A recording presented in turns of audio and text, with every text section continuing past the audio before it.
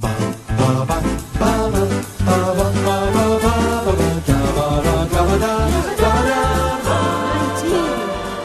us were going on the town. I love the way you hate it when I'm happy and you're not. Did I love you, Sally? Was it real?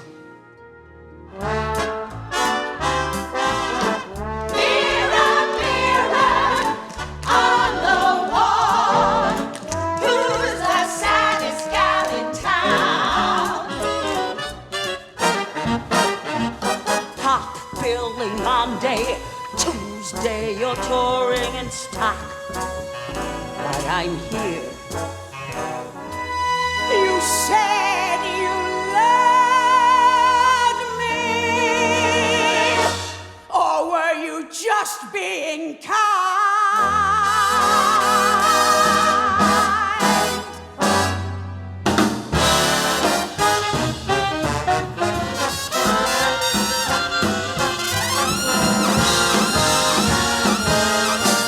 Hello, I'm Thomas Carruthers. I'm Will Leggetter. Well, I used to say Follies was my favourite musical of Stephen Sondheim's. There was a period around when is the NT Live that we watched? 2019? Is it 18? Was that the one with Imelda? Yeah, that we watched. Yeah. 2017, 18. There was a period around that time where I really got into Follies. And I very proudly said, this is my favourite Sondheim. And then over the years, I've been like, no, it's probably Sweeney Todd. No, it's probably Sweeney Todd. I think that's probably his best show.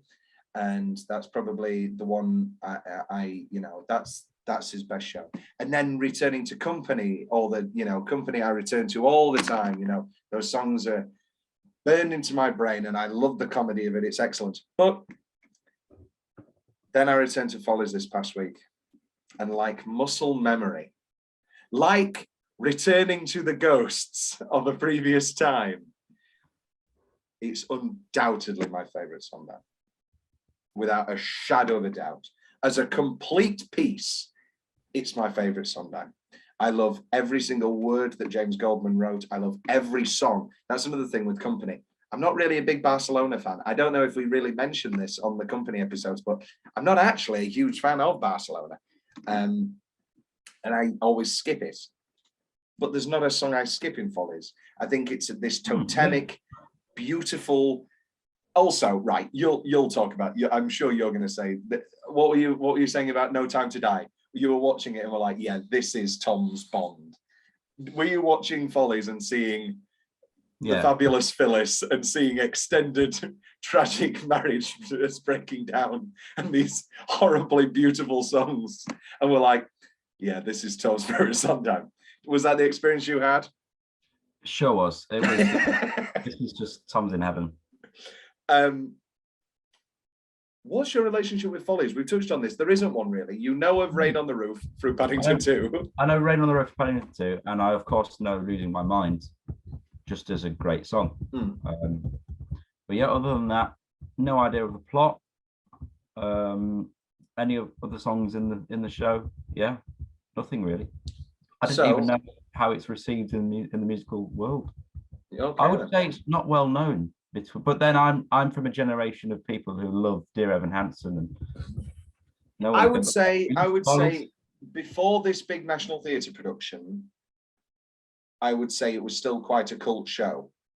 However, this last National Theatre production, which we watched, which I watched the NT Live of with my mother, which we watched today, and I actually watched it again in the actual Olivier Theatre with my ex, because they did it again. And so I saw Janie Dee live and I saw Peter Forbes live. I didn't see Philip Quast and Imelda, they'd moved on.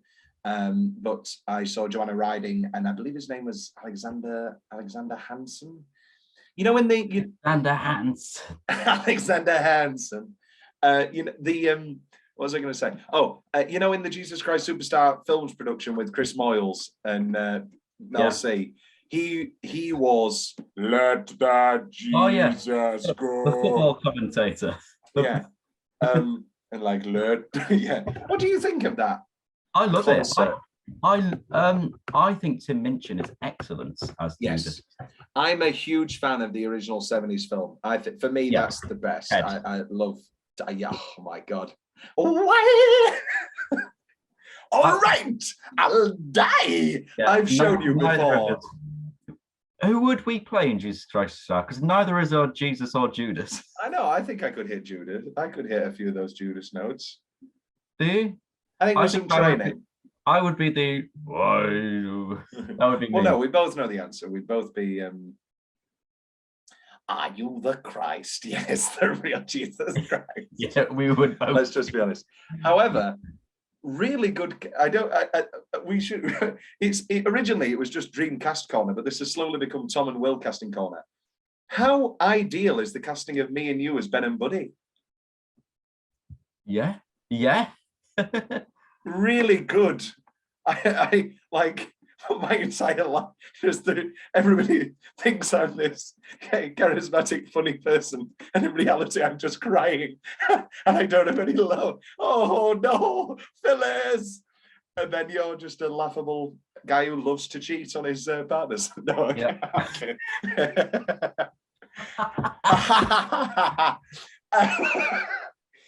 We're having a fun one. It is so warm, and somebody put the heating on in my house for a bath, and the heat. I'm going to crack one more window.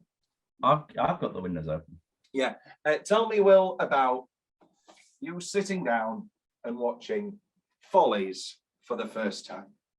Oh, it was something else. It was even the opening number. That first sort of, but it comes into I'm like, oh, here we go. I would love to see it live now. It was incredible. The rolling drums and then the thunderous brass of that overture. Well, this is what we're talking about with it's still quite an unknown show.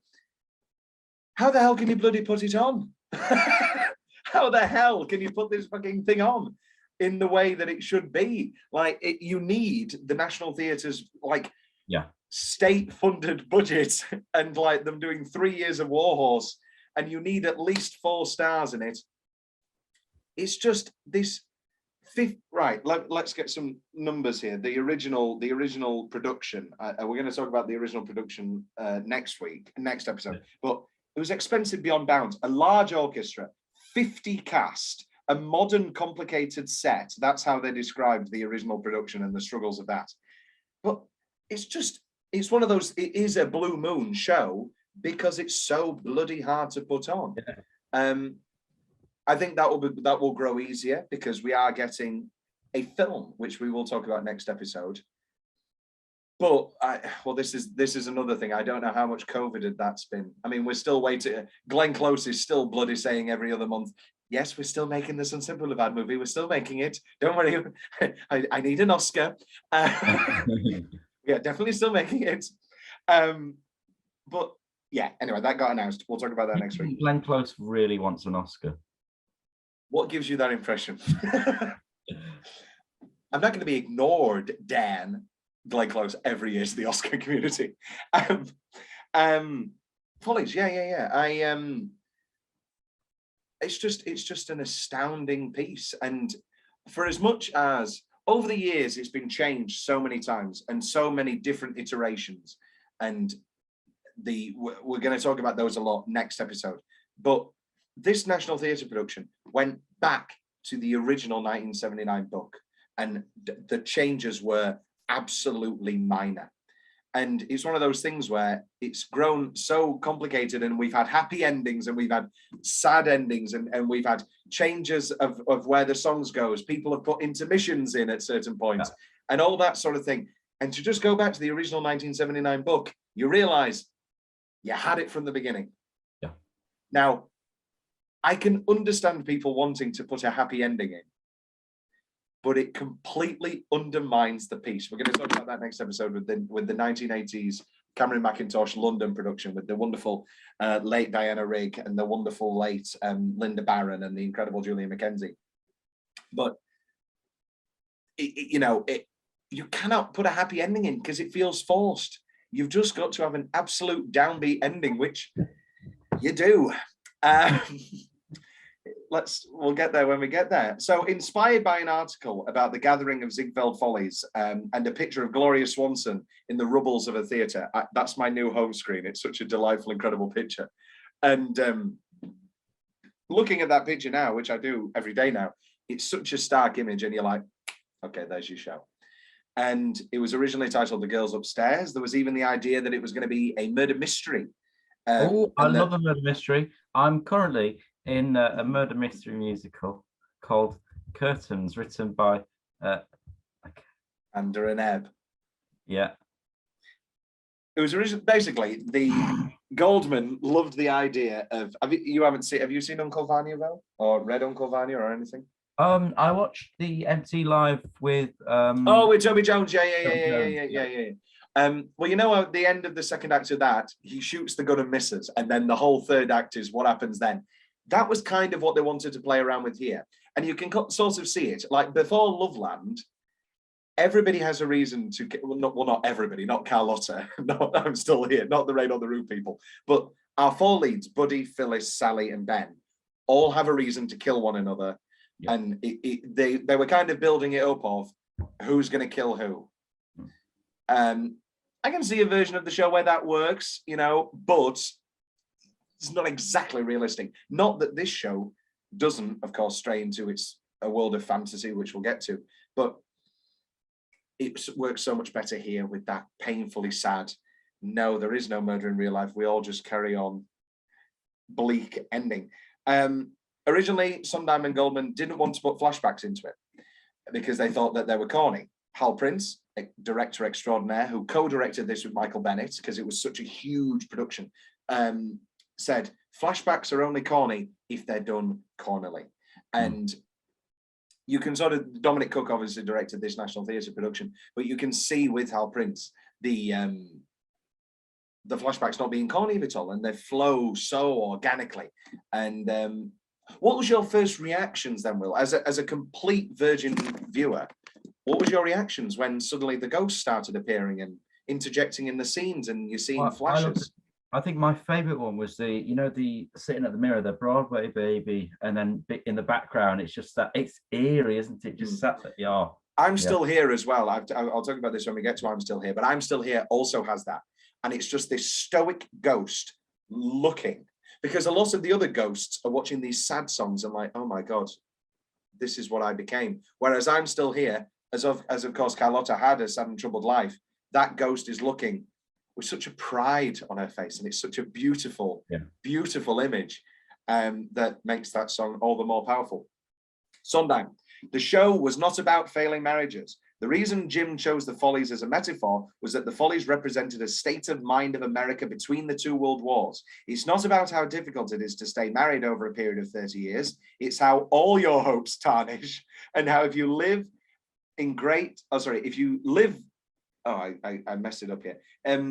If you live in great despair, you might as well pack up, for to live in the past is foolish. Well, there you go. Yeah, and of course, for two failing marriages is part of that, but also we have the failings of careers, and through the years, it's a deeply, deeply powerful piece. Sondheim talking about the murder mystery heavy plot draft. As we read it to ourselves, the show gripped us until the plot proper began. Gradually, we realized the obvious. What was wrong with the show was the plot, the mood and atmosphere were everything, which leads us perfectly into the overture, which you were just talking about.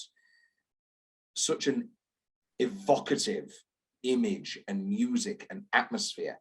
And still quite a startling thing. This is something, I mean, we'll talk about the film, possibilities for the film next episode, but will the film work if it is just flashbacks? I think you would have to stage it like the film, like the show does, with the ghosts coming in and out, rather than, I mean, there is of course a world where you could do some real dynamic editing and have some like really nice match cutting. But also, I think you'd lose something, unless of course the whole thing will be the ghosts then suddenly interacting and the worlds blending. I don't know. Yeah, I think interaction is all part of what makes it special.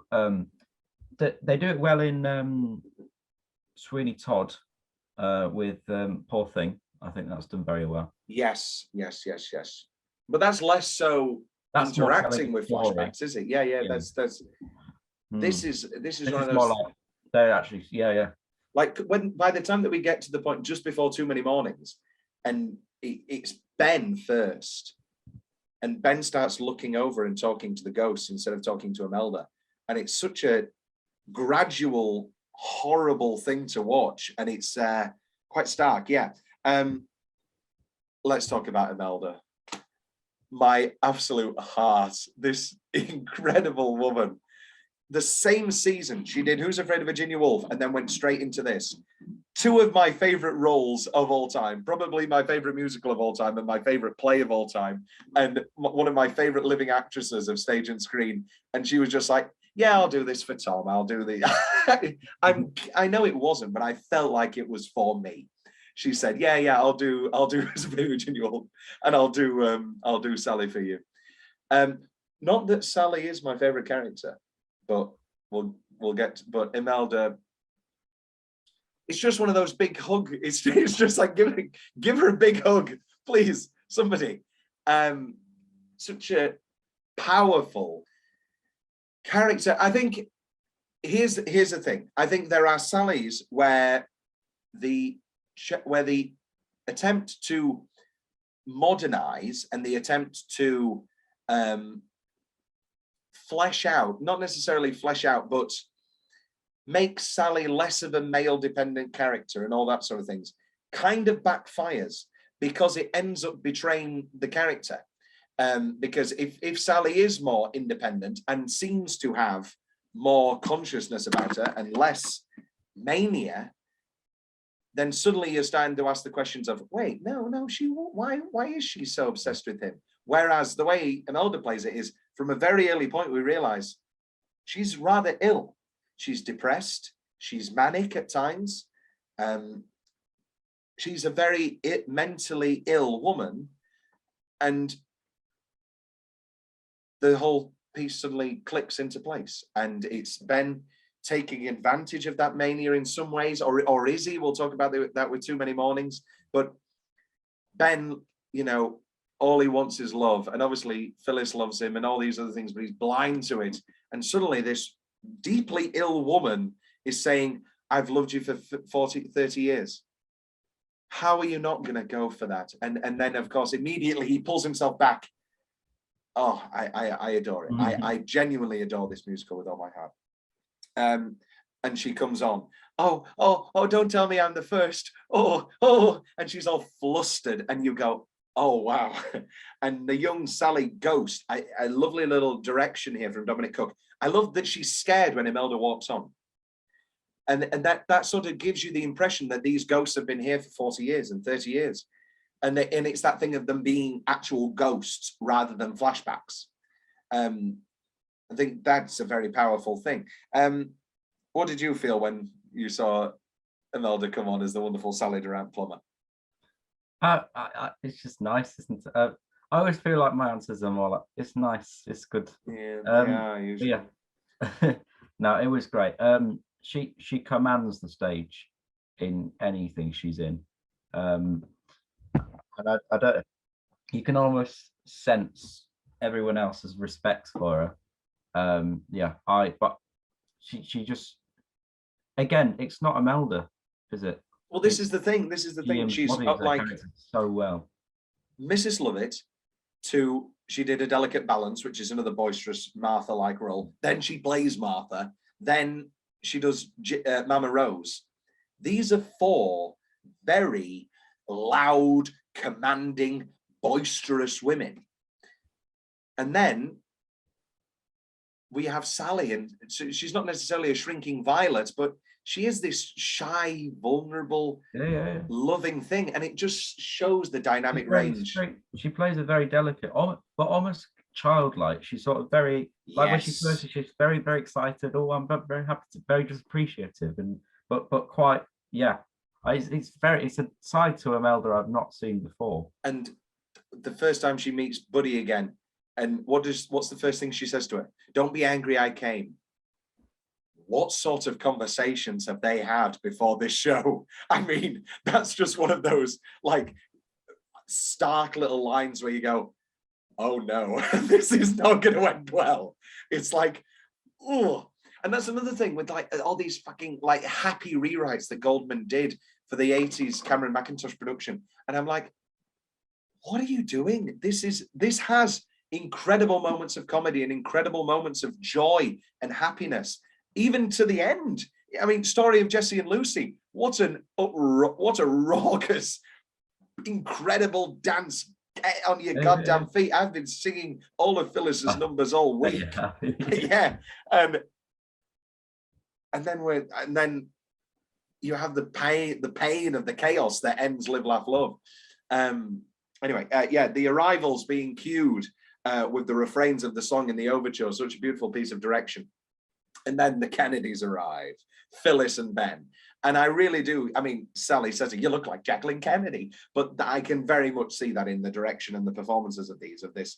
And again, we're in the 70s, so we're in a distrusting time. We know now, we've had Nixon, we've had Chappaquiddick. We know that a lot of these perfect-faced, charismatic politicians are cheating on their wives, are organizing dirty things.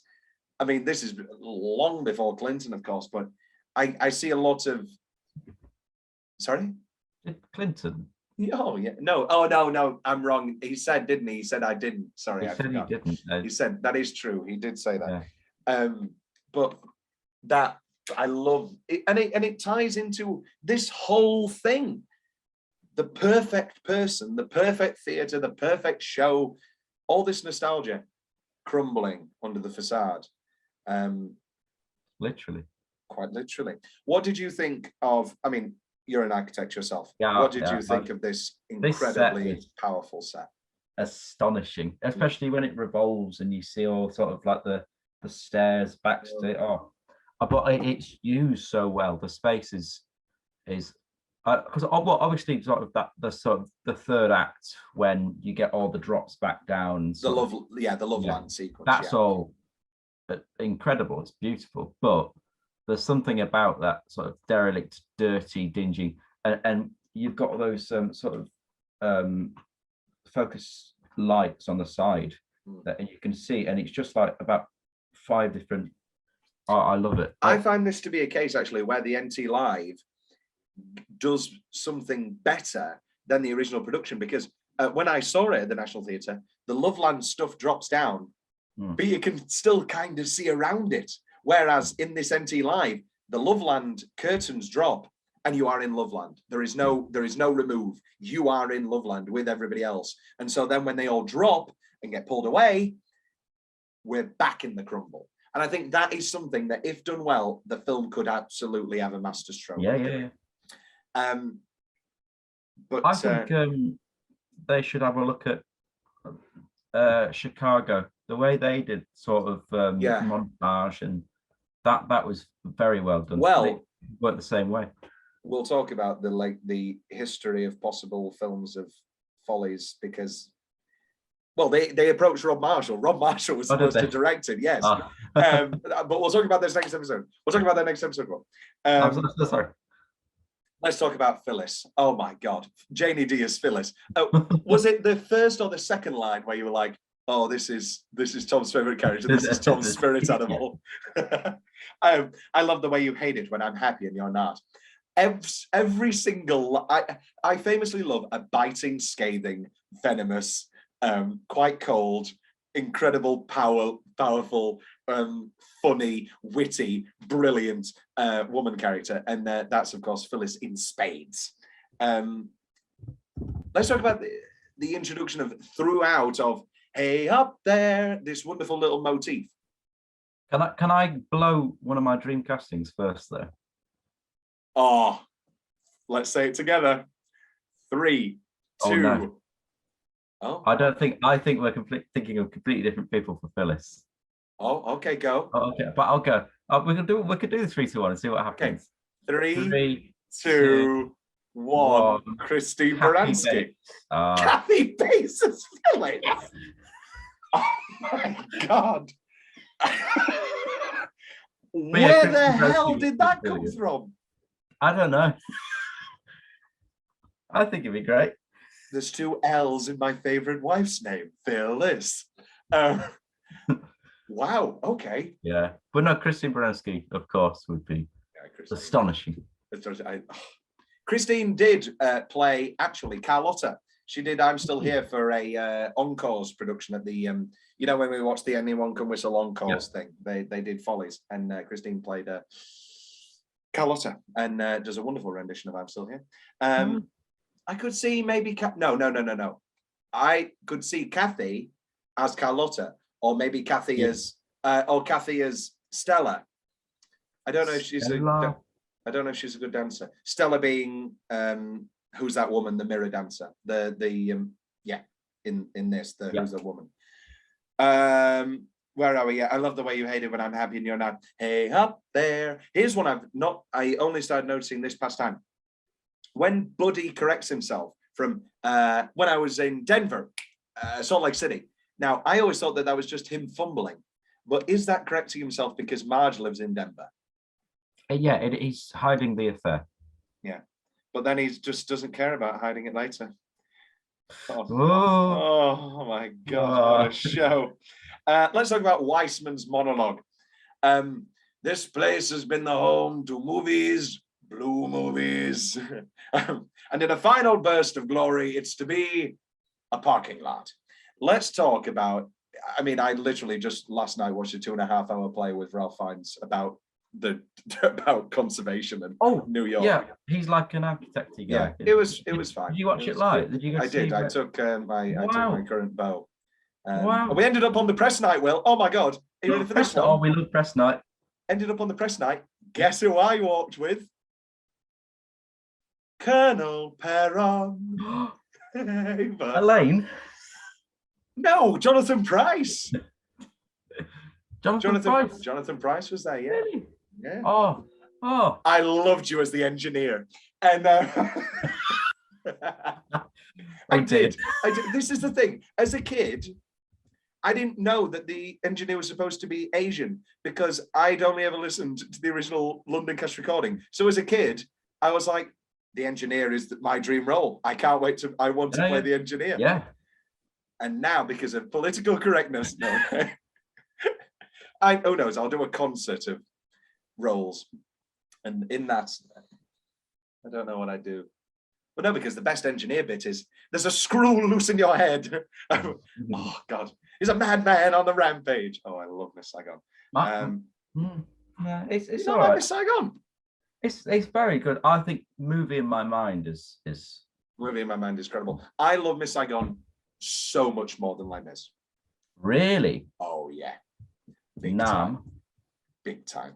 Are you saying nah or nam? Nam. Well, I do love nam. And yeah, so Weissman's monologue, but leading into Beautiful Girls. I love that this is the first real chance an audience has to applaud. Now, an audience could, I mean, in America, they'll fucking applaud when Bernadette Peters walks on as Sally and they'll applaud for everything. But here, we actually have some culture. And so people didn't burst into applause when Imelda walked on and ruined the atmosphere. Yeah. And so the first chance for people to applause is the end of Beautiful Girls. And it's Gentlemen. That thing. Oh, that's what I was going to say. Where is it? Where should they? Here we are. This is my note for at the end of Rain on the Roof. I love where shows where the actors can take the applause, like where it's built into the show that they can actually take the applause, like Rosa's turn, which we talked about, where she's so deluded that she is allowed to hear the audience applauding and she can actually take it, instead of pretending and awkwardly holding still as if the applause isn't happening. 3, 2, 1. Gentlemen, you intrigue me. That's what I wrote down. Because it's so annoying when people applaud. Like when I went to see what the worst bit is? When you can see when they're in a pose, like imagine classic you found dance number, there's someone always at the front doing splits and their arm up like that. And the entire company moves as they're like and you could just see like a wave of breathing. Yeah. Or you've got like when we talked about company, Larry, I want a cigarette. You've got to have like some reason for them to take the applause. And I love that this just has it all over, doesn't it? Yeah. Let's talk about Beautiful Girls. The Inevitable Roscoe. What did you think? This is your first song. Beautiful Girls is in my top 5. Wow.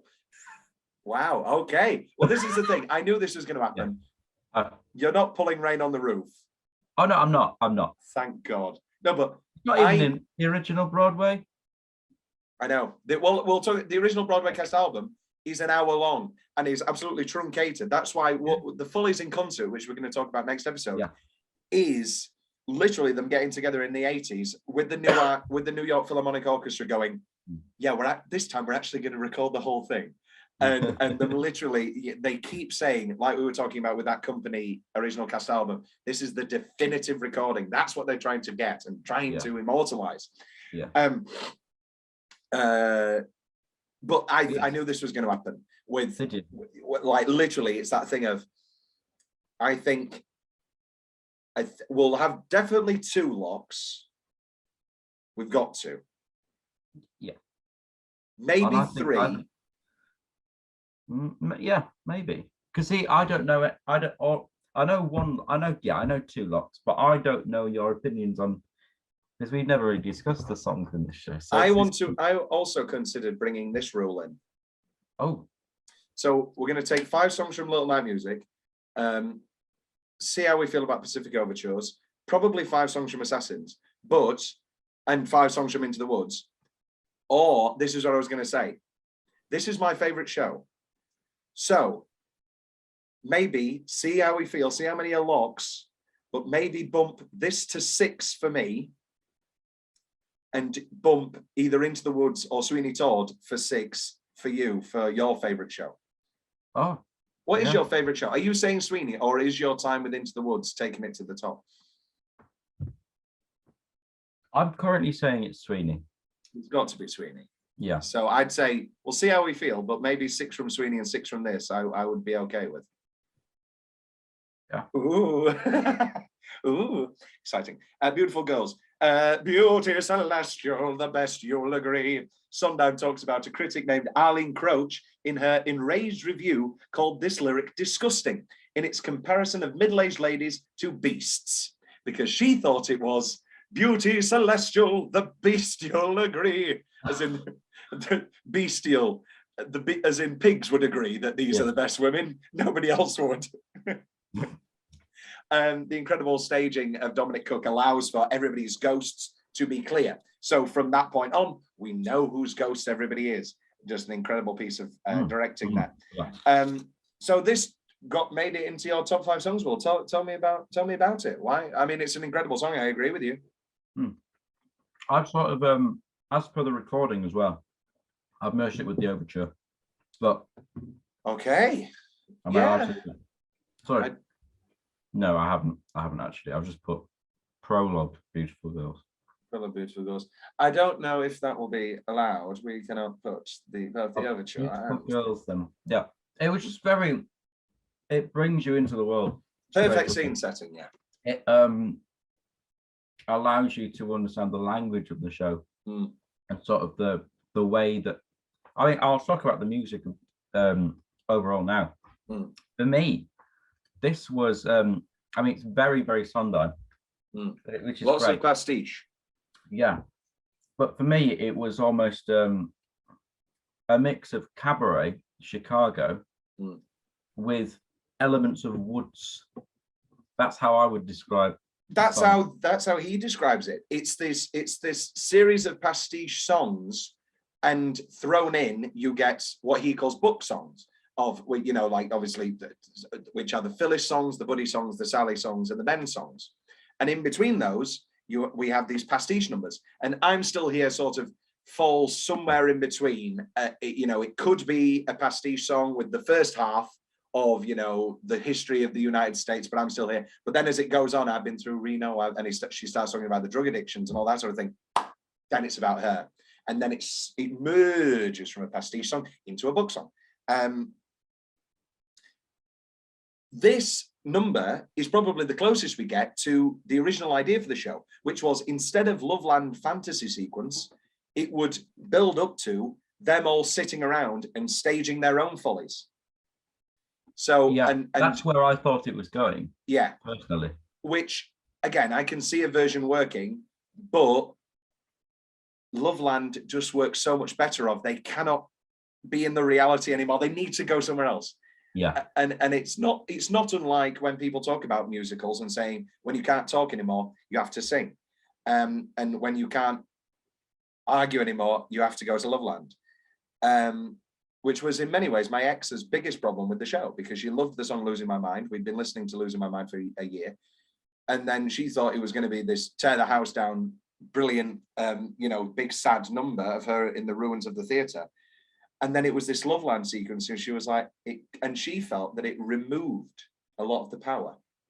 I don't agree, but I can see a world where that song is Sally instead in the ruins of the theatre, not in Loveland, and it having a bit more, having a touch more power. I can see that. I think she perhaps had a point there. I could see both. I could see it begin in Loveland, and then as she sings and starts to realize, and it sort of merges, and she's brought back into this awful reality, and then the brick bleeds through. I think that would work. But also, I just love the suddenness of Loveland of doom, and then they're all just looking around. What the hell is happening? Into you're gonna love tomorrow. Oh, sensational. That's then the wonderful way after Beautiful Girls, we start getting glimpses of all the characters. With Stella. I said this is a load of crap. The mics were on. 150 people heard the news. And all that sort of. I do all my singing in the tub now, and that thing of the things of, and from that very early point, we meet somebody who has healthily moved on completely. And sure, she loves doing Who's That Woman Again, and we see in her the emotion of, oh, this was a great time in my life. But she's moved on and she can go home. Sally should have never came, because the minute she's back in there, she can't go home. And Ben, somebody who never really had a true relationship with the Follies beyond being a stage door Johnny. It's the past more so for Ben than it is for Sally. For Sally, it's the Follies. It's what people talk about the musicals. I want to go to a musical and have 2.5 hours where the lights are off and it's just a happy world. And in a lot of ways, that's what Sondheim talks about the show bombing in 1971, because people were having these miserable marriages and then wanting to go to the theatre, and then they saw a show about miserable marriages, which I found quite funny. It's weird, that, isn't it? About 50 years ago, people would just go to the theatre every night. That sounds wonderful, doesn't it? Well, this is the thing where, like living in a London pub, like all the husbands and all that sort of thing, they're like, yeah, no, we saw Tina last week. Yeah, it were good. I took her to Tina. I'm thinking, that's like, imagine living in London and the theatre being your cinema. Because in many ways it is. Because in London, the ticket prices, you can get them. You were amazed. You booked Wicked the other week and the other month, and you were like, oh, these are quite cheap. I was in the stalls for 20 quid. Yeah. It's one of those things. Incredible. Yeah. Yeah. I love Ben flirting with Broadway Baby. And then Phyllis, my God, you're charming. You should see me when you're not around. Again, brings us in to, at this point, it's quite a jovial thing. Yeah, maybe he cheats. Oh, very good. And then obviously we come to learn the great tragedy. Solange and the perfume. It's magic. By Solange. Let's play devil's advocate. Many of the critics of this show, are there too many characters? Are there too many songs? How do you feel?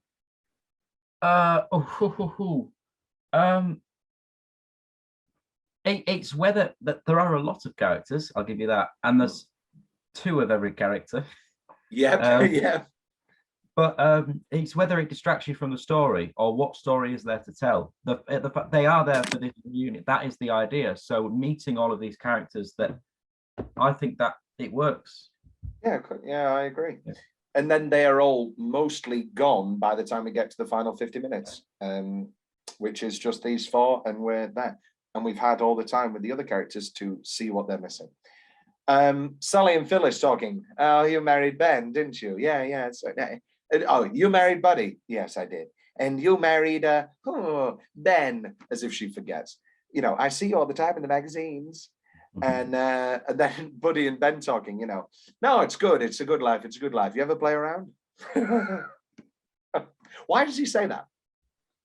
Because he wants to talk to somebody, because he thinks that Ben plays around, which obviously he does. But, you know, he wants to talk with somebody about how shit this life is, that all I want to do is fuck and all I want to do is cheat. And he wants a kindred spirit. I think he wants to know he's not alone. But when you feel like that, you enjoy putting yourself down, don't you? So he's probably, I think, looking for someone else that shares.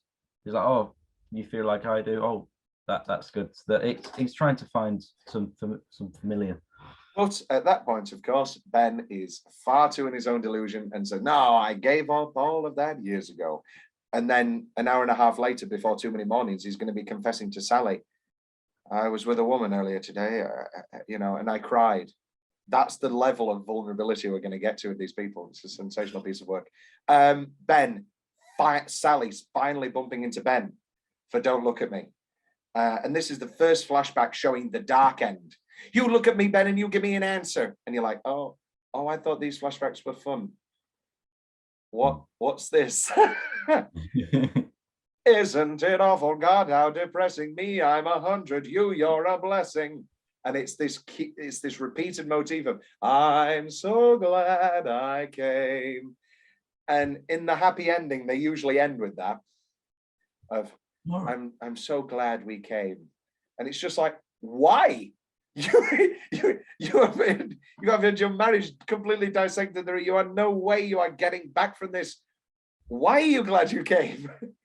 And again, this ending works 10 better. What we need is a drink. What did you think of Don't Look at Me, Will? Lovely. I thought it was great. The way that the ghosts are sort of, the costume as well. I want to talk about costume design. They're sort of chalky. Yeah.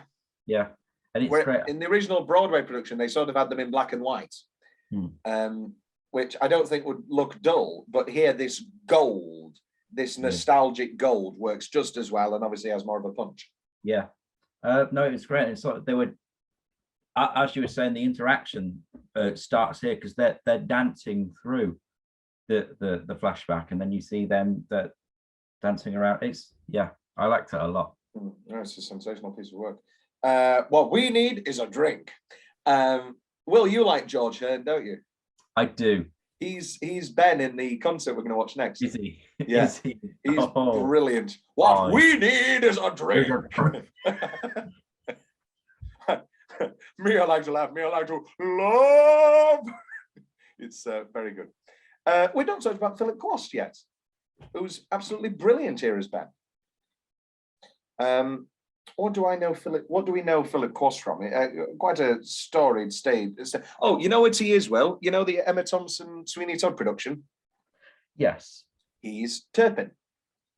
Is he? Yes, he is. Oh. Let's have a look at Philip Quast's career. I know he played Marcus. Sorry? Aurelius.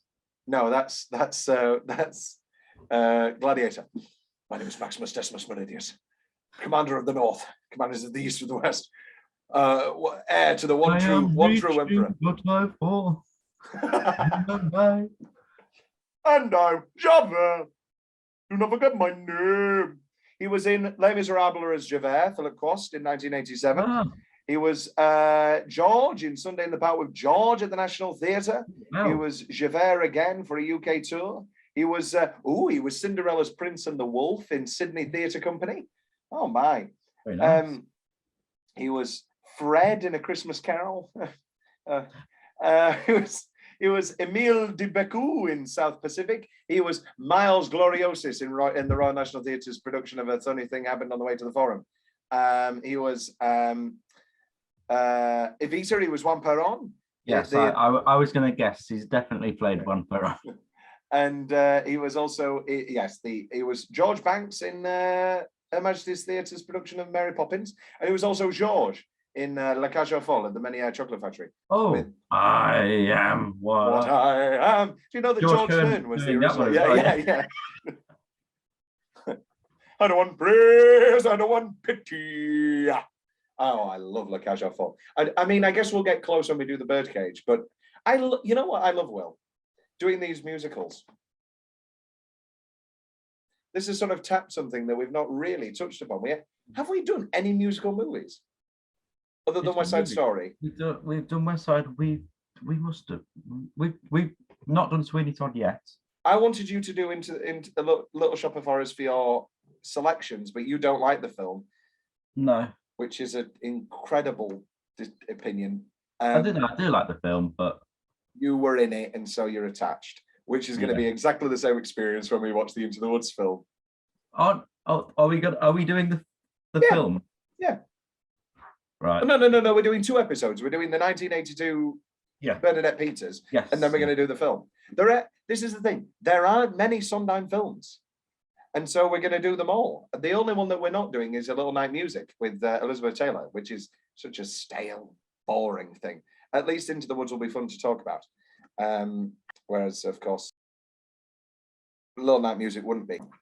So, where are we? We talked about Don't Look at Me. The couples then switch for a dance, which is very nice. Do you think there was ever a time when Buddy and Phyllis, I don't think they ever had it off, but do you think there was ever a time where Buddy flirted a little bit? I was going to say, it's definitely Buddy's nature. I'm sure it would have. But I don't or is it his nature? Because his cheating. But his cheating is a full relationship with Marge in another country where he's in another state where he's completely set her up. So what's happening? I'm sorry, I can't. Will is having. What are you eating, Will? An omelette. No, it's avocado on toast. You know what? I'm not a big fan of avocado. I had some sea bass. We went and ate. We went and ate after Hamilton, and I had some beautiful sea bass, and it was just covered in avocado. And all I did was scrape the avocado off. Sea bass, you want like a nice butter sauce. And on some wilted spinach and just a bit of black pepper. I'm hungry again now. Oh, I need some food. The minute I end this, I'm going to be eating something. Oh, what should I eat? Order at McDonald's, treat yourself. I might be having a curry later. No, I'll have a big McDonald's now, and then that'll do me for the rest of the day, and then I'll have a drink, and then I'll start drinking. How about that? It's summer after all. I'll put a nice wine in the fridge. I love day drinking. I love day drinking. I'll put this lovely Côte de Provence in the fridge. I love booze. Okay. Waiting for the girls upstairs. Yep. Waiting for the girls upstairs. On my top 5. In your top 5. Okay, right then. These locks are waning, Will. This is fun nostalgia. This is when them reenacting isn't slowly driving them mad. This is delightful. We talked about the original idea was this diegetic Follies number. It's just absolutely delightful. Tell me, Will, why is it in your top 5? It's so fun. And I'll get some lyrics out. You said tonight we're dancing at Tony's. This shot is in demand. I'll find you at Tony's. It's, what was it? I remember me and Ben. This is we're going around the tent. Me and Ben, we're going around the wings. Oh, Will, did I tell you who's playing Buddy in the Follies in concert? Me and Ben, we go around at 10. Me and Ben, we go around the wings. Handy for thinking. Look at things. What the hell was his name? You know, the tall guy, Max. I remember me and Ben. He'll be like, and hang around the wings watching things. Like, what the hell was his name? To the tall guy, Max. That's Alec, you're becoming Alec Baldwin. I'm becoming Matthew what? Arctic Monkeys. Oh, rock and roll. As sun comes up, I think about you. Supersonic rock and roll, don't look at me. I've been through Reno, I've been through Beverly Hills, Space Center, rock and roll, smoking drugs and doing things like people do in Sheffield. I love You love my Alex. That rock and roll. Inbox me for the mic. Sam Mandigomi, previous and future guest, knows how much I love that Arctic Monkeys speech. And so when Biden was inaugurated, he sent me a video that was, I cannot believe how powerful his words were. And I thought, because I didn't watch the inauguration. And I was like, what the hell is this? And I pressed on it and somebody had did the Biden speech, but had put the audio of that rock and roll keeps on rolling. See, this is the thing. My mum watched that speech before getting into the Arctic Monkeys. And her phrase was, your mum loves the Arctic Monkeys. My mum loves the Arctic Monkeys. Well, my mum has seen the Arctic Monkeys live in the mosh pits. Because my mum's best friend Claire, her sister, and her good friend Emma and Kelly were 90s, rave kids. That's what we'll call it. Well, Emma, because Emma dated a DJ for a time and had a New Year's Eve party at Bjork's Castle. And she sat on Steve Coogan's knee and said, do Pauline Calf. Have I not told you this? I have told you this, Will. There's no way I haven't told you about the New Year's Eve party at Bjork's Castle where Emma sat on Steve Coogan's knee and said, do Pauline Calf, do Pauline Calf. The exchange between Weissman and the waitress, which nowadays is played, I guess rightly so, for Me Too stuff. And she's like weirded out, and he's like, "Oh yes, I could have anybody I wanted." I'm going to open this door to get a little bit more air through. Very warm. You know what this is reminding me of, Will? Those good old days doing podcasts in the first lockdown. Yeah. Sweating through our balls. I would have rosé then too. Those were the days. I remember me and Will would do a podcast then on the thing. It was okay. Then we get to the thing that you were most excited for, and I'm guessing you were quite disappointed with. I was. There's no Yeah.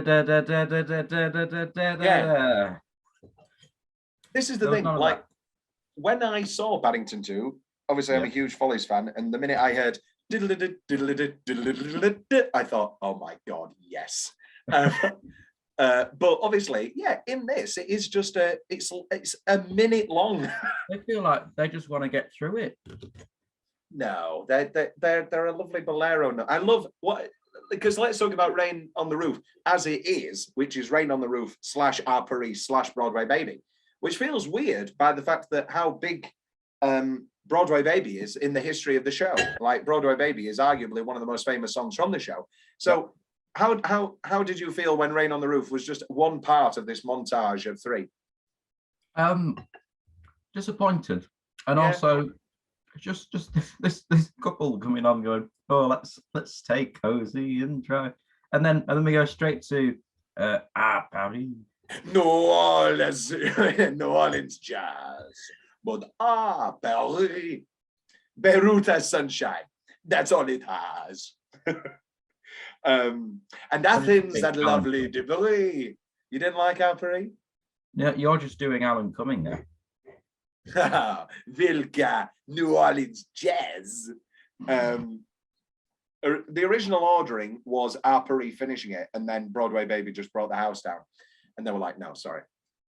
Paris is not topping Broadway Baby, which I think is interesting. And when did they add Rain on the Roof? Was that always in the beginning? Because that what stuck.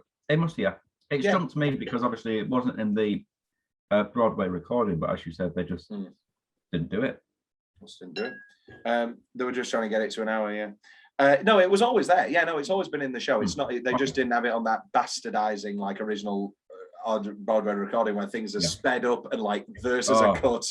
Yeah, and it's quite terrible. I love the passing umbrella back and forth between the old and the ghosts. Yes. Very beautiful choreography. Let's talk about Broadway Baby. That's the biggest song here. To see Broadway Baby sung by a tough old, this is Sondheim, tough old lady, superannuated and slightly down on her luck, made our show's point about surviving the past as clearly as any moment in the show. It was originally titled Tough Luck Tessie. Don't know, I prefer Broadway Baby. Here's a question, should they all come together in the end? Because every other time we do these little pastiche numbers, it's just like one number and then we move on. It feels weird that these three come together in the end as a trilogy and aren't just their own songs. It was, again, we talked about this in company with Another 100 people. Yeah, it's that again, but I don't know. I guess it fits with this because it is a sort of a montage. We're revisiting everything, and but it does. They are all very small. Yeah. What is there a world where, and I don't actually believe this, but is there a world where Rain on the Roof, the Stella talking about getting fired from the radio, Perry, Weiss, the old opera singer talking about Franz Leha, and then the Weissman talking to the waitress, then Broadway Baby? Does that work better? No, I don't think either. It just keeps. I love the way that these three songs ratchet, and then obviously at the end of Broadway Baby, and they all come on, listen to the Paris, and they all come together in a great big Broadway show. Lovely stuff. Then we get into, is this our first? Oh no, Don't Look at Me, sorry. Don't Look at Me is our first non-Follies song, but then our second one is The Road You Didn't Take. This, and it's the first glimpse at Ben's break. Such a powerful song. Such a beautiful song to introduce us completely to Ben's character and the absolute nature of his character. Very powerful stuff indeed. I love the little scene we get. It's only money, what does it matter? I love the idea of Ben struggling to get where he is now. And usually the narrative we hear so often is, you know, oh, I struggled to where I am now, and now now I'm here. Well, now he's here. Nothing's changed. Nothing's changed at all. What did you think of Road You Didn't Take? It's not in my top 5. Is it in yours? No, it's a nice song, but yeah. I'd love to sing it. I think it's perfect for Ben's character. And yeah. What I've done on that, you'll be proud of me. Okay. I've not put any songs in today that are songs. I've put them in just because I want to sing them. Oh, that's good. That's good, Will. That's good. This obviously would be a contender for that. Yes. There's a couple of songs in here that I'd like to sing, but unfortunately, they'd have to be down a few octaves. Actually, that's untrue. I've been singing Could I Leave You and I'm Still Here and Story of Jesse and Lucy all week, and I actually can hit those notes. So Don't Rain on My Parade is perfectly in my range. As we know from when I saw you sing it. I love Phyllis talking about Sally. Oh, sorry. Oh, and then Sally after The Road You Didn't Take. I know you, Ben. I think I loved him once. And you go, oh no, oh no. Buddy and Phyllis talking about Sally still being in love with him. And Phyllis, well, I guessed it. Bargains, buddy. I'm just going to read you this Phyllis monologue. It's so incredible. Caution on your guard, beautiful girls. Here we are. Bargains, buddy.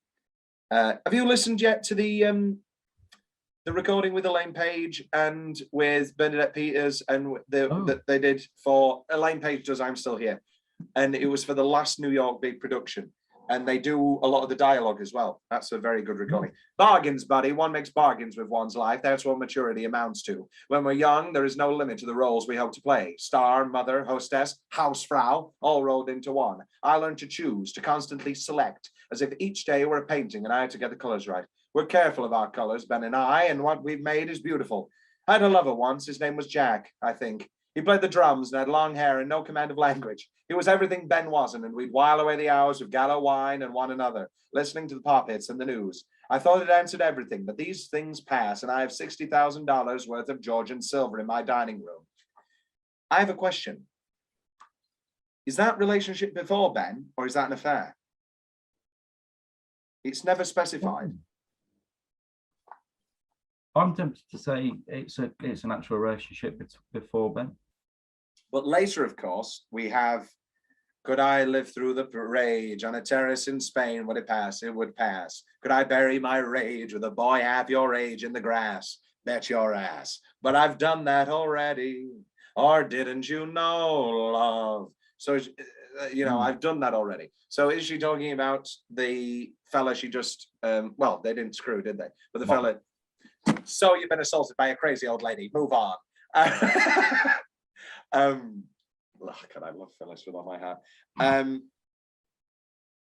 In Buddy's eyes, oh my God, talk about Imelda just absolutely breaking your heart. I mean, Jesus, she didn't win the Olivier, and I want to know who she lost it to. Olivier's. Oh, what year was it? Let me guess. 2017. Wrong way. It was hosted by Jason Manford. Oh, bloody hell. Best new musical, best musical revival. Okay, so it was after, so it was 2018 awards. Okay, so it obviously wins best musical revival, obviously. Best new musical goes to Hamilton. Who's Afraid of Virginia Woolf loses best revival to Angels in America. Don't know how I feel there. Best actress in a play, Imelda loses to Who's Afraid of Virginia Woolf. Sorry, loses to The Ferryman, Laura Donnelly. Oh, okay, fine, I guess. Best actress in a musical, Imelda loses again. Both Imelda and Janie D. To whoever played Eliza in Hamilton. No. You lost to Shirley Henderson moaning Myrtle for The Girl from the North Country, the Bob Dylan musical. Both, here we go then. Because I need to put my money where my mouth is, don't I? Because I keep saying. Wonder at first. Sorry? There's another line from Curtains, a murder mystery musical. I need to start putting my money where my mouth is, because I keep talking about how much I love Janie D and how much I love Janie D and how much I prefer her in this, blah, blah, blah, blah, blah. Who should have won Best Actress in a Musical? Because they were both nominated in lead. Janie or Imelda? Imelda. I know, but I do love Janie D. Lucy's a lassie, you pat on the head. We'll get there in a second. What's next? Oh, In Buddy's Eyes. How much of this is true, or is this just all her lying to herself? I don't know, Tom. In Buddy's eyes, I'm young, I'm beautiful. In Buddy's eyes, I don't get older. I think Buddy still loves her, because obviously we have the line in Buddy's Blues of I love her so much I could die, and I love when that is performed as a break and I love her so much I could die. That's in your top 5, isn't it? We'll see. I don't know how much is true. All I know is that Imelda breaks your heart. Yeah, it's almost reassuring herself. Sure, yeah, he has to love me. Yeah. You must love me. How many? Where do we go from here? And she's a diamond. She's a diamond. Jonathan Price. What talking about? Yeah. So then Phyllis confronts just before Who's That Woman? How's the weather? How's your marriage going? How do you like my husband? Oh, straight in there. Straight in there. Wonderful stuff. And then they're interrupted by Who's That Woman? Let's talk about Who's That Woman? The mirror number. What a goddamn number. I put here perhaps the most incredible dance number I've ever seen on a stage. It was great. It's phenomenal. So Bennett, this is Michael Bennett, the choreographer and co-director of Follies. Steve's original idea, it's quite interesting. Steve's original idea was about a woman who had died and left an empty spot in the chorus line. But you really would have needed 16 girls doing precision work to see that nobody was missing. It got to be very depressing and it wasn't clear. That's a pretty good idea. Yeah. Michael, this is Sondheim. Michael ignored my scenario, but but it did give him the springboard for the glory he came up with. Better yet, my notion wasn't lost forever because he used it in a chorus line. Of course, Michael Bennett did go on to direct and produce and all that sort of thing with the chorus line, his opus. In the original Broadway production, nobody could tap that efficiently. So nobody wore tap shoes live, and instead it was the chorus boys in the basement, and it did indeed give it this haunting effect, which I thought was quite interesting. Wow. Let's talk about here an interesting choice with this production. They're all good. There's no waning from the years, and when we see Tracy, Tracy Bennett as Carlotta going again, that feels a bit like a gag. It doesn't feel like her actually waning. And for me, you could say that that's unrealistic or blah, blah, blah, ruins the number, blah, blah, blah. But for me, that just shows how absolutely drilled they were in the day. And these absolutely militarian conditions that they were put through. How do you think? Do you think they should be bad dancers? Some should be bad dancers, some should be better than others? You can get away with it in musical theatre, I think, but yeah, I think the fact that you've got sort of the ghosts making up the rest of the company, you can match them up. You can say, oh yeah, that's who they were, that's what they're trying to do, so it works. I do think if it was just them, they could do it, but because they're with the past versions, I think everyone has to be uniform, because then you'd be yeah, I agree for the most part, yeah. And obviously just some sensational mirroring, especially near the end with Stella. I mean, obviously everybody tapping in time is obviously incredible in its own right, but then I just love Stella, the simplicity of Stella and her ghost back to back, and just the same arms, and then that breaking off and Stella coming forward. And that's what we were talking about earlier, of that remembering how good the times were. Whereas with a Sally and with other people, it's that thing of, I've never lost how great these times were. But for some people, it's that muscle memory of, oh God, these might have been the best days of my life. Very powerful stuff. I love the woman coming up to Phyllis. Hey, do you remember me? I shared a dressing room next to you. Do you remember me? You never liked me. Wonderful stuff.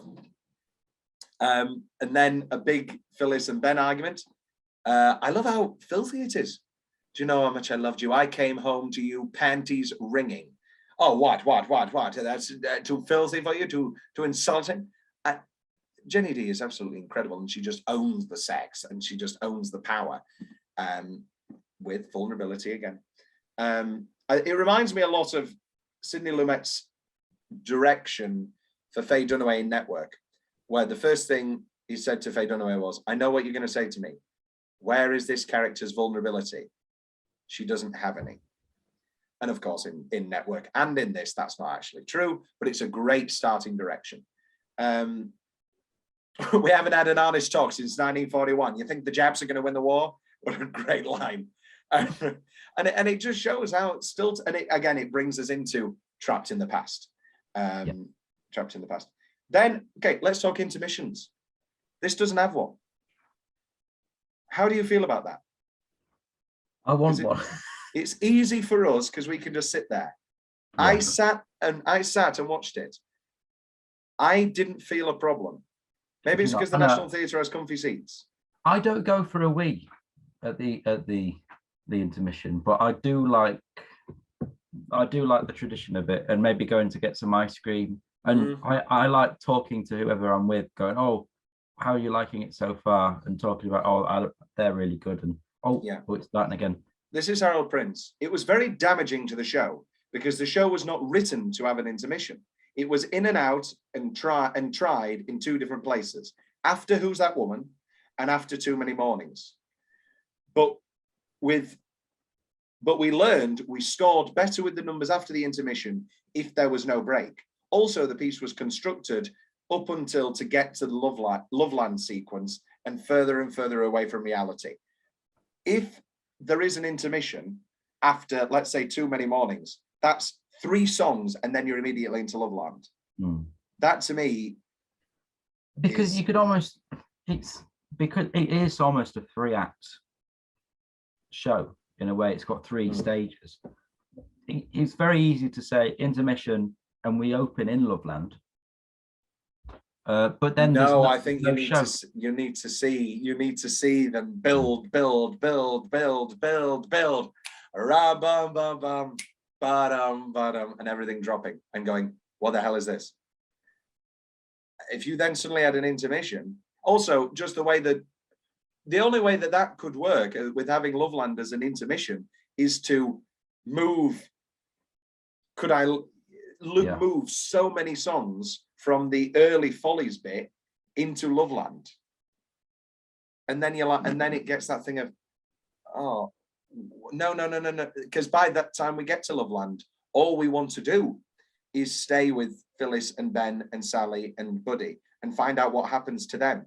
So I don't think I could sit through Rain on the Roof or Our Paris if that was in the Loveland sequence and it was all moved around. I don't think that would work for me. Let's talk about I'm Still Here. In your top 5? It is. Thank God. Okay. That's a lock, by the way. That's a lock. Elaine Stritcher's biggest criticism, obviously this became her song, and her biography that I have right here is called Still Here. And she performed it at the White House, and it was the final song, the penultimate song at the Sondheim 80th birthday concert, and it's incredible. And Elaine's biggest criticism, and she always introduces it this way, is that she talks about, I've seen women sing I'm Still Here at 60, because obviously she's 80 and in her 70s when she's singing it. I've seen women sing this song at 50, 40, 30. Where the hell have they been? Which is a funny joke. Yeah.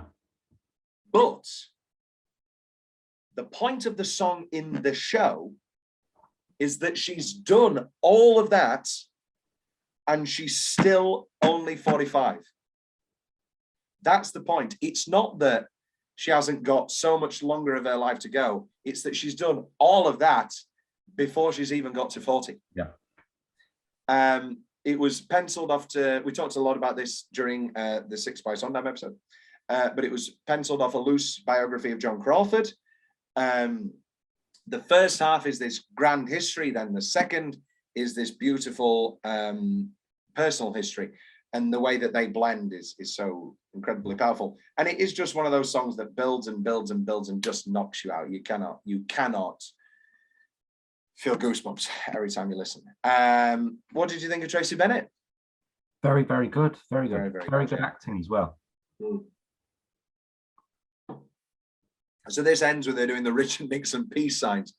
I love that this production is unabashedly 70s.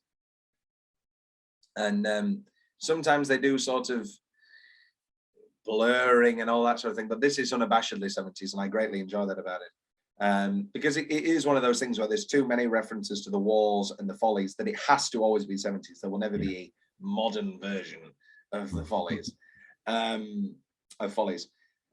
Let's talk about rewrites of this song, Will. So through the years, Sondheim has rewritten this song many times for performers. And no, many times they rewrite it themselves or they have writers, and their lyrics may be factual, but are almost always bad. Now we have seen, however, Sondheim has done versions of this for himself. One of the big versions, Brenda Fraser has been changed to Shirley Temple through the years, which makes sense because obviously people don't really know who Brenda Fraser is. A little light music. No, we want I'm Still Here. You're gonna love tomorrow. Ooh, very well on we. Oh, we're gonna love tomorrow. We're gonna get there in a moment. It's not can that boy folks right. Here we are. Okay, so we know we've seen a version. Do you remember, Will?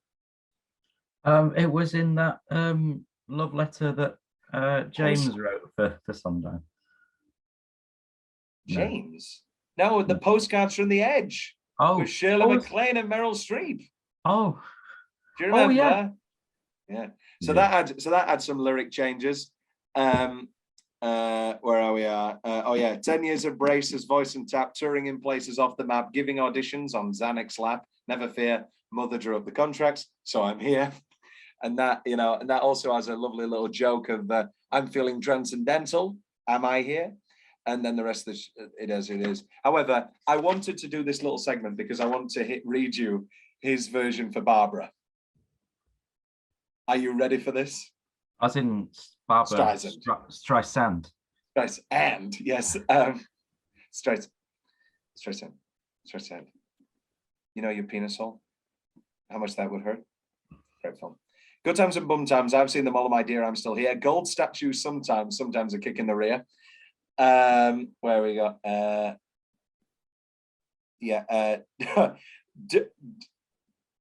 Here we go. Don't tell me she designed those clothes. Even the needy don't need those. Can't cap her teeth. She should cap her nose. They used to say, talent she's got, but she screeches. Sounds like her throat's in a sling. So now they say, talent she's got, but those speeches. Why can't she shut up and sing? Monday the Tony, Tuesday you're dough in the till. Wednesday you're phony, Thursday you're over the hill. Here we are. And then you hear songwriting, acting, producing. What makes her think that she can? Or better yet, songwriting, acting, producing. What does she think? She's a man. Where else? Oh yeah. But okay, this is great. I've been through show tunes. I've been through funk, and it stunk. Hit songs with no tunes. Heavy duets with a hunk. Is he here? Here we go. This is the best line. I had to read this to you. I've kept my clothes and kept my space. I've kept my nose to spite my face. And then it's a medley. You won't keep your place, loud and clear. Once you announce you're directing, all you hear is everybody says don't, everybody says don't, everybody says don't you walk the line. Straight into that. Also, Judy Collins has done an album called Love Letters to Sondheim, and in hers she goes, I've been through Lindsay Lohan, but I'm here. I don't know if Sondheim wrote that, but who knows? Maybe he did. Then anything else on I'm Still Here? Well, just an absolutely raucous, incredible number. Nothing else really. Nothing else. But as you said, the ghost was very good, and the ending as well. Yeah. That's like. I get goosebumps every single time I've got through all of last year and I'm here. Absolutely knocks me out every single time. Too many mornings waiting and pretending I reach for you. Again, I've put the same thing. How much of this is true? How much does Ben believe this? How much, this is coming immediately after him going, I made love with a woman this afternoon and I've done something I've never done. I cried. What the bloody hell? Jesus, this poor man. Well, no, this is not poor man. Well, no, yeah, poor man. Ben is the first to see the ghost. Sally's delusion begins here as well when Ben leaves and she stays talking to the ghost of Ben instead of the real Ben. Too Many Mornings is currently in my top 5. Well, is it? I think it's an incredibly beautiful duet. It's very good. It's not in mine. It's not in yours. The Right Girl. What do you think of this one? The Right Girl. Yeah. The Right Girl. Yeah. Very good. Mandy. Watching the ghosts make out, this horror, this drunken ramblings, and then the ghost starts dancing. How much did Buddy know at the time? Because the dialogue that we keep flashing back to is, you dance with Sally, sure, take her out, maybe, but you wouldn't go behind my back, would you? No, never. How much? Because obviously there's an inkling for him to ask that in the first place. But how much does he believe? I think he does believe it. From the off, just literally, they've never been together. Or are you saying he knows the truth? Yeah. Oh, so, yeah. But he doesn't want to, but that's why he's but. Yeah, I love him waltzing on his waltzing on his drunken own, just waltzing about, just absolutely miserable. Then Sally coming to talk to Buddy. Oh my God, I'm gonna get married, and I'm gonna live forever with the man I love. Isn't it a wonder? Jesus Christ! And you're just your heart is aching, and you are just at this point now. This is why you can't have an intermission, because we're just barreling towards the end. Everybody else leaving, you know, and Phyllis and the waiter screwing, and then Ben and Carlotta, and then we get the minute he's finished with Too Many Mornings, he's trying to fuck Carlotta. We had a thing once. This guy's just a thing too, except he's 26. That got an entire applause break. What? I mean, how desperate and sad is Ben that he's just had Too Many Mornings with Sally, and then immediately he's going to try and screw Carlotta. I mean, what a stark image. Sure. One More Kiss. What do you think of this? It's not in my top 5. No, it's not in my top 5 either. I think this is probably my least favorite. But if this is the least favorite song in the show, that's saying something. Yeah, that is. It is. It's an incredibly beautiful operatic duet. Yeah. And again, beautiful lyrics. Dreams are a sweet mistake. All dreamers must wake.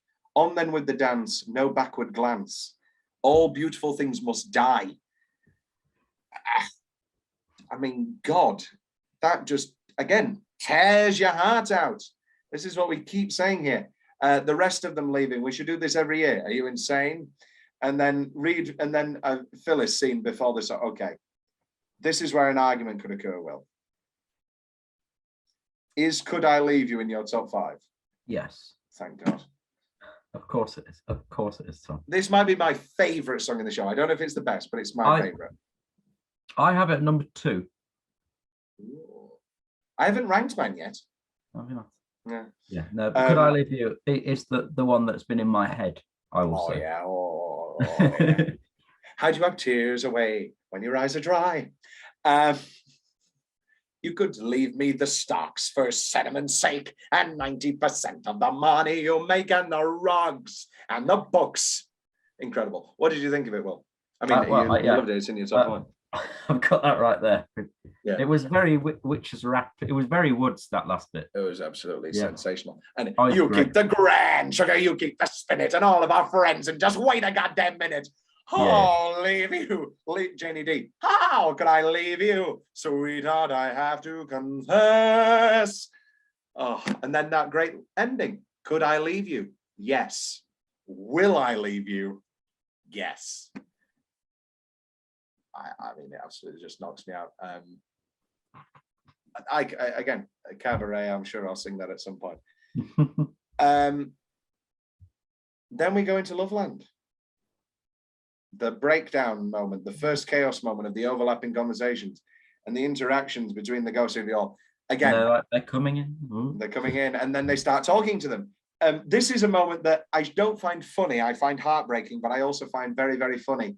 Is Sally coming on? I'm ready, darling, when you are. Please, Ben, I'd like to go now. Just absolutely so deluded. And Ben, I didn't tell you I loved you, did I? Oh, God. And then Loveland. Now, what was your first reaction when suddenly we're in Loveland? Chaos was sort of like, oh, okay, here we go.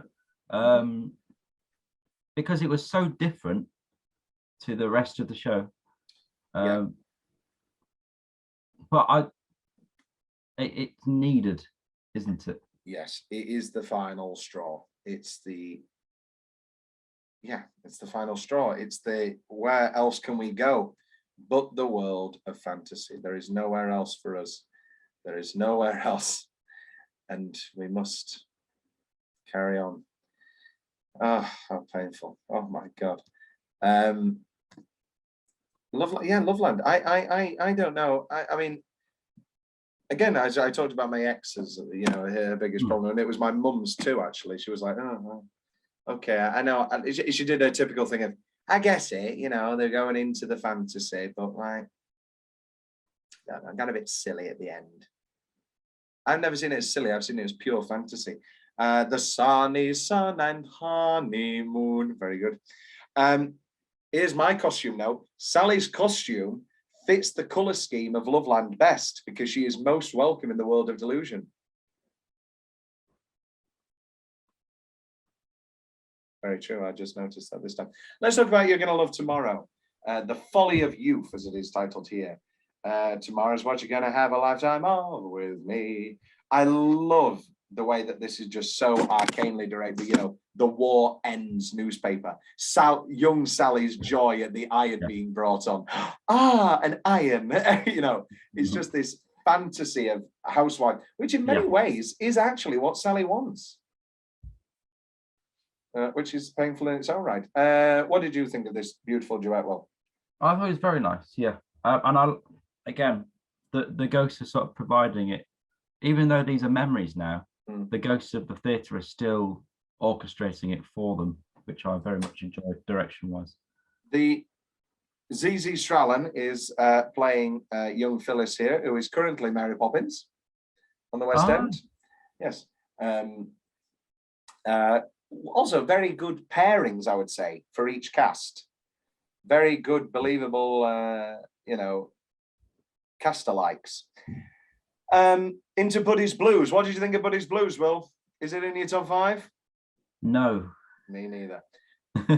We're going to talk about, again, my favourite version of Buddy's Blues next week, next episode, with Mandy Patinkin, because Mandy Patinkin is like high and is doing all the roles.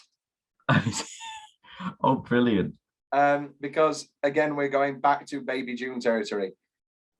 Buddy's Blues is not fun to listen to because they are annoying. The girls are annoying and they're supposed to be annoying, and this is a perfect Follies number and blah, blah, blah, blah, blah. But it's still annoying. That's the problem. Yeah. And I mean, I love the wit, you know, I'm perfect, she swears. You're perfect. God damn it. Did you get it? Let's talk about Losing My Mind. Thank you. A lock. Oh, yeah, a lock. Don't you fret. Original Bennett idea dropped in Boston was to have Sally dressed as Jean Harlow and Phyllis as Rita Hayworth. That's brought back here to great effect. Sondheim. One of the pleasures of writing songs is knowing how a single word can change or intensify the emotional tone of what is being said or sung. For example, using the word to instead of and in the fourth line takes Sally a step further into her obsession with Ben and offers a nice example of the subtle powers of the English language. Is this Sondheim's best love song?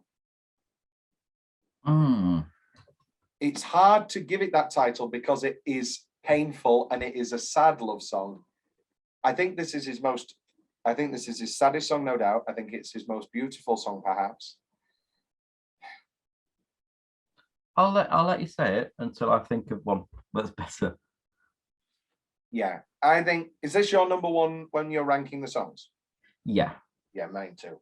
I think this is going to crack our top 5, surely. Yes. And then we'll get to the rest. Incredible Tumblr work from Imelda. Wide-eyed Imelda. Oh my God, slow, and their voice slowly drying out. How can you not watch that and not just weep? Oh my God. Right, what should the order of these songs be? This has always been the order. They've never switched them around. But it's a big task for Janie D to then suddenly give a story of Jessie and Lucy after that. Should it be Buddy's Blues, Jessie and Lucy, Losing My Mind, Live, Laugh, Love? Because Live, Laugh, Love, although it does start happy, eventually becomes a sad song itself. Or does it work best? Happy, sad, happy, sad. Losing My Mind, it does over, yeah. I mean, the incredible power of Story of Jessie and Lucy does make it very easy to watch after the fact. Yeah. Let's talk about it now. Is it in your top 5? No. It's in mine. Oh. I fucking love Janie D. I love Lucy's a lassie, you pat in the head. It's virtually dead. Jessie wants to be Jessie. If Lucy and Jessie could only combine. Sondheim was worried about all 4 having a solo because he felt that the audience would get into the pattern and would be like, oh, okay, so we've got Ben's song. And so originally there was possibly, instead of Ben having a song and Phyllis having a song, there was possibly going to be a chorus boys on Ben's, on Sally's side, on Phyllis's side, and the chorus girls on Ben's side, and it was going to be a duet, and it was going to be like a warring thing. Again, which could have worked. And also, Losing My Mind was nearly a duet for the girls. Yeah. But Alexis Smith, who was the original Phyllis, was like, no, Dorothy is a better singer, and she will knock that song out of the park. Give me a dancey song where I can show off my legs, which I love the attitude of. And then, yeah, we get Story of Jessie and Lucy, and we get what, I mean, obviously it's Losing My Mind. What's your ranking, Will, of the 4 songs in Loveland? 5 songs in Loveland, actually. Six songs in Loveland. Losing My Mind, number 1. Then I'd go Story of Jessie and Lucy. Yeah, no, I could agree with you there. Then, and then I'd probably go You're Gonna Love Tomorrow. Yeah, Ben's definitely not Ben. Buddy. Yeah, Buddy's definitely last. Yeah, and then Live, Laugh, Love, which we're going to talk about now. What a great idea. I mean, Philip Quast, obviously you didn't, because this is the National Theatre live, but was there a moment, because Philip Quast's performance is so excellent, was there a moment where you were like, well, was that a real fun? No. Obviously not, because it's the NT Live, but yeah. It is such an incredibly well done performance by Philip Quast that you're like, it's just a wonderful conceit when done right. Like, so how many times have we seen bloody fourth wall breaks where they're like, oh, that went wrong. Oh, whatever. I've been in one. And it's just like, oh, okay, you know. But this is perfect because it marks Ben's breakdown. I love the chorus boy helping. Me, I like to, oh, there's always one. And reveals, here's my thing. It reveals somewhat that this has all been Ben's show. I know Sally's who we meet first. But for me, Ben sees the ghosts first. Ben probably has the most scenes. He's got the deepest connection with the theatre, hasn't he? And he is the one with the biggest arc, really. Oh, does it? Well, him and Sally both have sort of the same arc. But Sally has sort of a stunted arc because she has been deluded for so long. And then I love, you know, him snapping on the audience when they laugh. You find that funny, do you? Oh, I just very powerful. And then into the chaos and into the madness. And then we're nearly there. We're nearly at the end of Follies. And you're going, wait a minute, this is how we're ending? There's all this chaos. And then silence. Phyllis! Silence. And we find Sally absolutely broken on the floor. I left the dishes in the sink. I was so excited to come. I left the dishes in the sink. You're going, oh no. And then here we go. I mean, Jesus Christ. I should have died the first time. I should have been dead all these years. How on earth can you have a happy ending instead of this? I'm going to read you this bullshit happy ending. I was going to do it next episode. Is there literally a happier alternate ending? Yes. Did they ever do it? Yeah, the Cameron McIntosh 80s production had it. The concert, which we're going to watch, but that's okay because it's a concert. Like it's a really fun concert and they're having a great time. So I'm allowing that. And then the script that I have, right, this pisses me off. This is the script that the National Theatre released for their production. It's not the original script.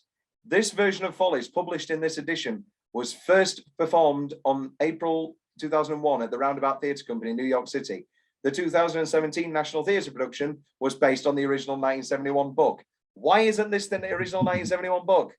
So this isn't the exact happy ending. This has been modified again, but it's the same gist. I'm 49. Oh, sorry. Here we are. I left the dishes in the sink. I left them there. I was in such a hurry. There is no Ben for me, not ever, any place. Buddy, there never was, and that's the truth. I'm 49 years old. That's all I am. What am I going to do? And again, it makes this shrill, goddamn, you know, moaning Myrtle. Oh my God, I'm 49. What am I going to do? It completely undermines the character. Her arc is not that of a woman coming to terms. Well, it is coming to terms with her age, but it's coming to terms with delusion. And then Dee Dee, Sandra, and Emily and Solange, They leave now instead of earlier. You know what? We should do this every year. Are you insane? There's still time for a nightcap. No, I need my beauty sleep. And then Carlotta, why stop at 1? The party's never over. Not while I'm around. Right, Stella? Honey, you're inspiration to me. And then Heidi comes on. Mitya, don't you hate to see it go? Weissman, if nothing else, I know when things are over. A nice line. But anyway, and then, are you ready for this one? Ben, Sally, Phyllis, and Buddy have a conversation. Ben, there's no way I can, to Sally, there's no way I can make amends. I feel, Sally, don't say it. I'm all right. You, to Phyllis, you take good care of him. I'll do my best. So long, Ben. Next time you're back in town, sure. And if you're out ever in Phoenix, what the hell is this? Hey, up there, what do you say up there? What a load of cock and shit. What the fuck is that? How is that an ending to this show that we've just seen? You need the horror of a suicidal woman, and you need the Who's Afraid of Virginia Woolf. We're going to muscle through this relationship of Phyllis and Ben. And then, oh my God, what a horrifying tomorrow. It is tomorrow. And then we have the Phyllis and Buddy scene. Now, should they be swapped? Should the ending be tomorrow, it is tomorrow, Sally screaming and them leaving? Because they leave and then we're into Phyllis and Buddy, and you always saw through me. I can't live through any more goddamn you're one hell of a woman. You bet your ass. And the intense applause of the audience works. And I can kind of understand how that, because you're going to get a laugh or you're going to get an applause on the line, you bet your ass, because you love fucking Phyllis so much. And then immediately going into, I left the dishes in the sink, would struggle to work. Yeah, I think it works as it is. Yeah. James Goldman doesn't agree. I'm not sure that if I had to write it over again, that I would have had Ben and Phyllis together at the end. Marriage is a very difficult situation, but I don't think it is a bad one. And I don't want to write a show that was down on marriage. I very much wanted them together at the end. And I feel now that that was very much imposed on them. I can believe it of Phyllis. I just don't believe it of Ben. We'll get to that in a minute. I think his game is over. I don't think there is any kind of life left in him. The man is finished and I didn't want him to be. I'm the opposite. I believe Ben would, at this moment, go. I think the ending needs to be Ben begging to go back to Phyllis. You're the only woman who's ever really loved me. And Phyllis going, no, too much has happened. But I also like the ending we get. Yeah. The Virginia Woolf, we're going to stick together. I'm afraid. I mean, but literally Imelda doing, I left the dishes in the sink. She is like 2 lines away from saying, I am, buddy. I am, she is so close. I love that the ghosts remain in the theatre forevermore, trapped in that time. And that brings us to the end of Follies. Will, what do you think of Follies? Well, I love Follies. It's great. And I want to see it and I want to be in it. Broad strokes, Will, as stupid as a question it is. Any idea of current rankings? What, of musicals? Yeah. It's not broken. It's not broken the top 2 yet. Well, the top 2 again, Folly, Woods and Sweeney. Yeah. Yeah. I don't know where Woods is for me. I think it's got to be top 5. But yeah. Or is it? I'm excited for your rewatch. Oh yeah, I love Into the Woods so much. Yeah. I'm not going to rewatch it and go, you know what, this sucks. But yeah. Oh, top 5 lyrics. Faced with these Laura lies, what man can moralize? Which dress from my wardrobe of 2? One of them was borrowed and the other was blue.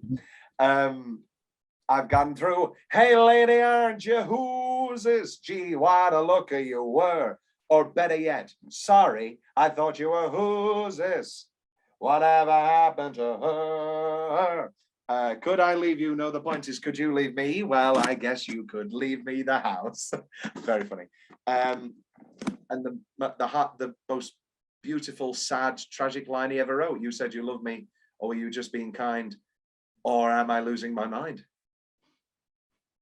Will, you said before you had top 3 lyrics. Go. Yeah. Well, I've done 2 of them. The me and Ben, we come around at 10 and hang around the wings watching things with what the hell was his name? You know, the old guy, Max, no, tall, Max, Paul. The other one is the entire of you could leave me the stocks, the cents and steak and 90, yeah, all that. And then the other one is leave me the house. Yeah. It's in the Beautiful Girls Sally entrance. It's Here She Is at Last, Twinkle in Her Eye, hot yeah. Strictly a Mess, Nevertheless. Oh, hi, Ben. No, don't look at me. And she's doing her Imelda Staunton flirting thing. It takes a lot of butter to get you back in the pan. And she goes, hi, Ben. Immediately broken. No, don't look at me, please, not just yet. Incredible. Love it. I love a tragedy. Talking about tragedies, Will, your top 5. Okay, here we go. Here are my top 5. I'm Still Here. Too Many Mornings. Losing My Mind. Story of Jesse and Lucy. Oh, that's it. Sorry. Have you got up the ranking? I have. Okay. What are yours? In from worst to best, well, not worst to best, but I have Beautiful Girls, I'm Still Here, Waiting for the Girls Upstairs, Could I Leave You, and Losing My Mind. Okay, so our top 3 locked in are Could I Leave You, Losing My Mind, sorry, Losing My Mind, Could I Leave You, and I'm Still Here. Yeah. So what were the other 2 you had? Sorry, Beautiful Girls and Waiting for the Girls Upstairs. I'd really like Waiting for the Girls Upstairs to be in there. It's great. Well, do you want to bring in this 6 rule for Follies and 6 rule for Sweeney or Woods? Yeah, why not? Why not? Or do you want to just do 6 for Follies, because it's my favourite, 6 for Woods because it's your favourite, and 6 for Sweeney because it's maybe both of our 7 favourites? because it's a giant. But then I was thinking about Sweeney the other day, and it's like, it's going to be quite weird to pick songs. Or is that the most stupid thing I've ever said? No, I'm the same with Sweeney. You're like, oh, I can think of 2 or 3 that are definitely going to be there, but then the rest. And now I'm thinking back at myself, do we add 6 from Company, and do we put in now, You Could Drive a Person Crazy? Why not? All right, okay, this is what we're doing then. So we've got You Could Drive a Person Crazy to rank as well. Right, let's do that. And then we'll see. You could drive, because also, fuck it, this is our list. That's it. We'll be listening to this playlist. Yeah. Okay, so I'm gonna. All right, fine then. I'll give you Waiting for the Girls Upstairs. Thank you. Waiting for the Girls Upstairs. Yeah, very happy not to have Beautiful Girls there. And then you give me Story of Jesse and Lucy. Yeah. Which gives us 1 song left, and yours was Beautiful Girls, and so it's Beautiful Girls or Too Many Mornings. We'll get Too Many Mornings. I think Too Many Mornings is a stunning duet. Whereas I like Beautiful Girls a lot, obviously. I like, well, Paris. Okay then. So now we're adding You Could Drive a Person Crazy. So where is that going? That, my friend, is going. I cannot scroll on this. Oh, there you go. I'm looking around. How about in between Come Play With Me and Anyone Can Whistle? Or is that too high for you? I'd stick it just underneath Together Wherever We Go. I can do that. Cuts. That's, Because You Could Drive a Person Crazy for me has always been a pop-up toothpaste advert in the 50s. That's what it feels like. Yeah, but that's exactly what it is. Yeah, that's what it is. Okay then. So Together Wherever We Go. Let's rank the Folly songs. Losing My Mind, lock. Could I Leave You, lock. I'm happy. Let's do Too Many Mornings above Story and Jesse and Lucy. And then I'm fine with that ranking of the Folly songs. Lucy is Jesse terribly drab.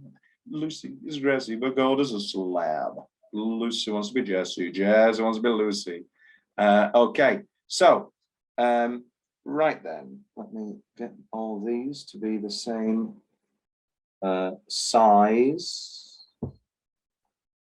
I could tell you someone who finally feel.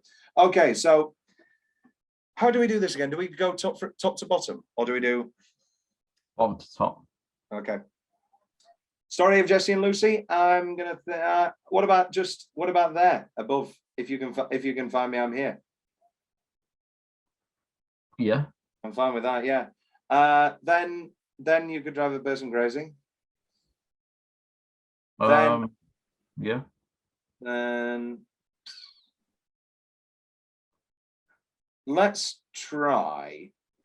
What about Anyone Can Whistle? Yeah. Oh, remix. Okay, so let's go that there, and then because we both love "Come Play With Me." Yeah. Waiting for the Girls Upstairs. I can go quite high now with these top four. Yeah. So let's try. I could try. Below Comedy Tonight. Are you saying Waiting for the Girls Upstairs is better than Somewhere or Some People? All right, let's do Come Play With Me. Then Waiting for the Girls Upstairs. I think it has to be that. Yeah, that's fine by me. Oh, Waiting for the Girls Upstairs. Doo-doo-doo-doo. Okay, we're nearly there. I need to just bump that. I need to bump that down. Put that there. Oh, wait, I need to remember to put these in. Oh, wait, no, I'll do that in a second. Where did I put, where was the lowest one? Oh, sorry, of Jessie and Lucy. And You Could Drive a Person Crazy. I need to put that in, so that's yellow. Okay, right. Okay, so now we've got, right, so now we're into, for me, top 10 territory. Yeah. So where's the break? I think we can literally do this. 1, 2, 3, 1, 2, 3.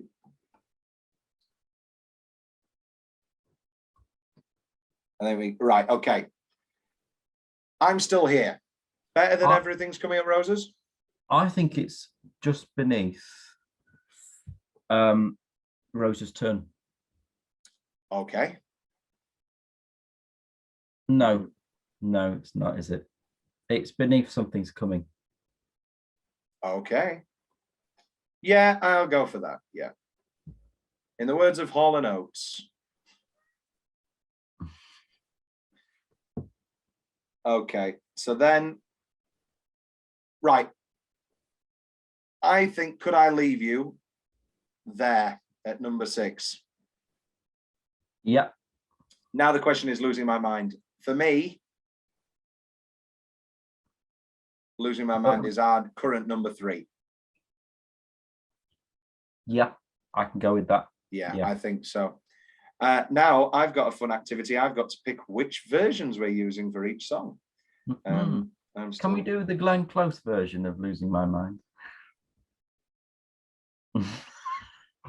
Is that your favorite, Losing My Mind? No. Oh, you were being sly. I was doing a joke. She is quite good. Very good. Yeah. Okay. Oh, look at that. I've got. Wait, no, I'm missing a song answer. You could drive a person crazy. You could drive a person mad. You make a person crazy. Okay. Right then, that is that. Next episode, bit of a bonus. We're gonna look.